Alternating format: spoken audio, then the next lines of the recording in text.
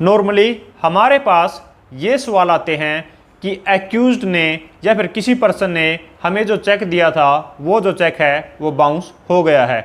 तो अब बाउंस होने के बाद अगर हम उस चेक बाउंस के रिगार्डिंग एक लीगल नोटिस जो है वो निकलवाना चाहते हैं तो इसमें कितना खर्चा आ जाता है। और साथ में ही हमारे पास ये सवाल भी आते हैं कि चेक बाउंस होने के बाद अगर हमने लीगल नोटिस निकाल दिया है तो अब केस फाइल करने में जो है वो कितना खर्चा आएगा। और साथ में ये भी पूछा जाता है कि चेक बाउंस केस में जो है वो कितना टाइम लग जाता है। सो फ्रेंड्स, आज की वीडियो में हम इन तीनों सवालों के जवाब देने वाले हैं। सो फ्रेंड्स, मैं हूं एडवोकेट मोहित और आप देख रहे हैं हमारा चैनल मोहित सिंह रूरल। अगर आपने ये चैनल अब तक सब्सक्राइब नहीं किया तो चैनल को सब्सक्राइब कर लीजिए, क्योंकि चेक बाउंस से रिलेटेड बहुत ही बढ़िया कंटेंट इस चैनल पे आने वाला है। सो फ्रेंड्स, बिना किसी देरी के चलिए वीडियो शुरू करते हैं।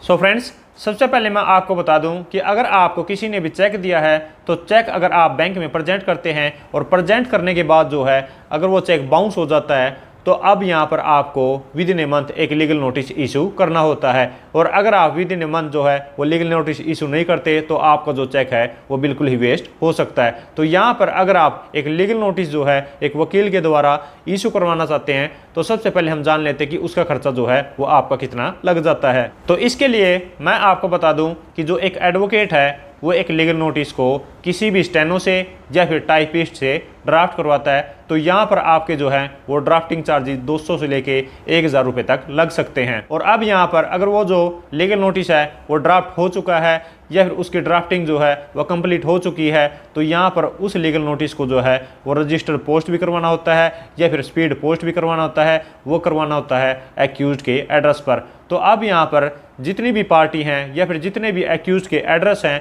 तो उस बेस पर डिपेंड करता है कि जो उसके पोस्टल चार्जेस कितने आएंगे, वो भी अप्रोक्सीमेटली जो है वो 200 रुपये से लेके 1000 रुपये तक अप्रोक्सीमेटली लग सकते हैं। तो अब यहाँ पर बात आती है कि एडवोकेट जो है वो क्या चार्ज करता है। ये डिपेंड करता है एडवोकेट पे और एडवोकेट की प्रैक्टिस पे और साथ में ही चेक अमाउंट पर भी। चेक अमाउंट जितना ज़्यादा होगा तो लीगल नोटिस के जो चार्जेस हैं वो ज़्यादा हो सकते हैं, या फिर एडवोकेट की जितनी ज़्यादा प्रैक्टिस होगी तो उस हिसाब से जो उनकी फ़ीस भी ज़्यादा हो सकती है। लेकिन फिर भी मैं आपको एक रफ़ आइडिया दे देता हूँ कि अप्रोक्सीमेटली जो है वो लीगल नोटिस की फ़ीस 2000 रुपये से लेके अप्रोक्सीमेटली 25000 रुपये के बीच में रहती है। तो अब यहाँ पर आपको पता लग गया है कि अगर आप एक लीगल नोटिस जो है वो इशू करवाना चाहते हैं तो यहाँ पर आपका लीगल नोटिस पर कितना खर्चा आता है। तो अब हम जान लेते हैं कि अगर आप चेक बाउंस का केस डालना चाहते हैं तो आपका जो है वो कितना खर्चा आने वाला है। सेम ही जो रूल है वो भी अप्लाई होता है चेक बाउंस केस डालने में, क्योंकि एडवोकेट जो है वो केस को ड्राफ्ट करवाता है स्टेनो से या फिर टाइपिस्ट से।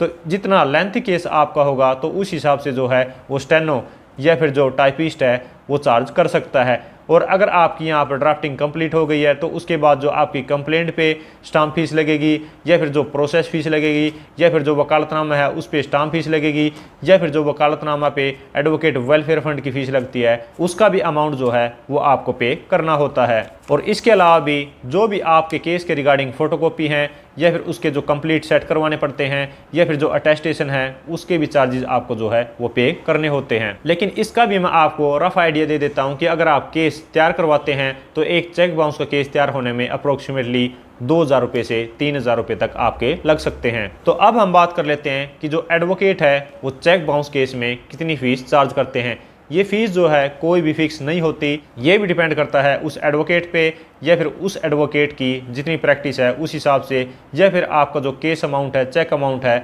उस पर भी ये डिपेंड करती है। लेकिन इसका भी मैं आपको रफ आइडिया दे देता हूँ कि जो ये फ़ीस है ये 10,000 रुपये से लेके बाकी एडवोकेट की प्रैक्टिस के हिसाब से ले ली जाती है। और इसके साथ साथ मैं आपको बता दूँ कि उस केस में जो भी समन इशू होते हैं तो उसके रिगार्डिंग भी आपको जो खर्चा है वो पे करना पड़ सकता है। और साथ में अगर आप कोई भी केस में सर्टिफाइड कॉपी निकलवाते हैं या फिर कोई भी डॉक्यूमेंट जो है वो निकलवाना चाहते हैं तो उसके रिगार्डिंग भी आपको क्लर्क को फीस जो है वो देनी पड़ सकती है। तो अब हम बात कर लेते हैं कि चेक बाउंस केस में अप्रोक्सीमेटली आपका जो है वो कितना टाइम लग जाता है चेक बाउंस केस के डिसीजन आने में। तो मैं ये आपको बता देता हूँ कि वैसे तो एक्ट में जो है वो 6 महीने लिखा हुआ है, लेकिन चेक बाउंस केस में स्टार्टिंग से लेके एंड तक अप्रोक्सीमेटली 1.5 साल से लेके 3 साल तक लग जाता है, और कई केसेस में जो है वो 4 साल से लेके 5 साल तक भी लग जाते हैं, क्योंकि ये हर केस के फैक्ट्स पे या फिर स्टोरी पे डिपेंड करता है। लेकिन प्रैक्टिकली अगर देखा जाए तो अप्रोक्सीमेटली 1.5 साल से 3 साल के अंदर जो है एक चेक बाउंस का केस कंप्लीट हो जाता है